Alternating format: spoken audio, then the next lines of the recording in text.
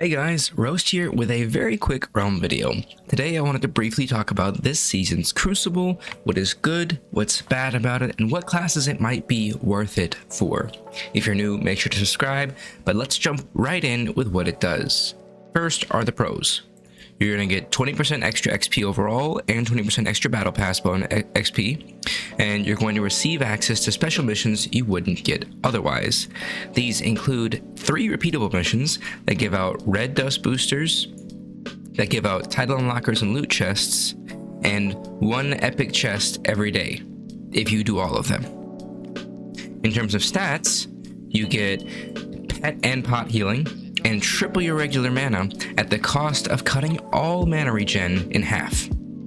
I did some math on this, and unless you have a low wisdom class like warrior and a low leveled pet, this really hurts your mana regen, since the energized buff you get right up here only comes from being hit for at least 10 damage, and it lasts for 5 seconds and gives you 5 mana back per second after the debuff.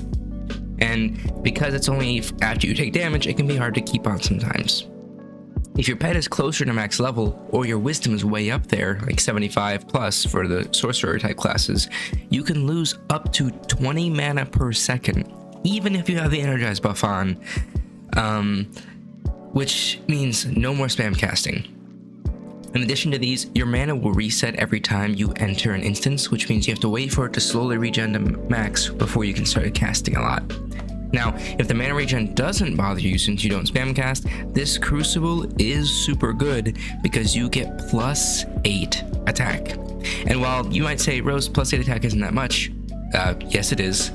That is +16% damage on every single hit of your weapon, which is a massive upgrade, I think. In terms of classes this is going to be good and bad for, all your range casters suffer, just flat out.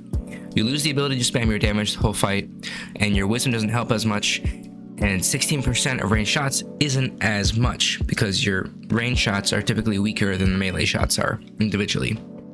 For a lot of the mid-range classes, you aren't as worried about wisdom regen, and your shots scale a little bit harder off the attack for it's a little bit better, but the real winners of this change are the plate wearers. The Kensei, the Paladin, the Warrior, and the Knight. 4, yeah, that many. They have lower wisdom in the first place, so they don't lose as much mana regen.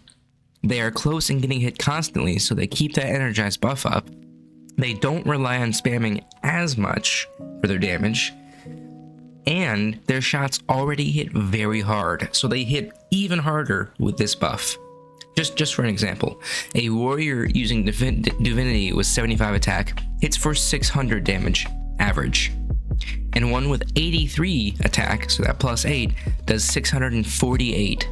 That +48 damage accounts for most bosses' defenses, and with buffs like damaging from paladins or cursed from mystics, you hit even harder. So melees are like, hey, this is kind of juicy, but range are like, this kind of sucks. So feel free to use it or not use it. I'm going to use it all the time because I want the Battle Pass XP and I like doing the extra missions, but that's just me.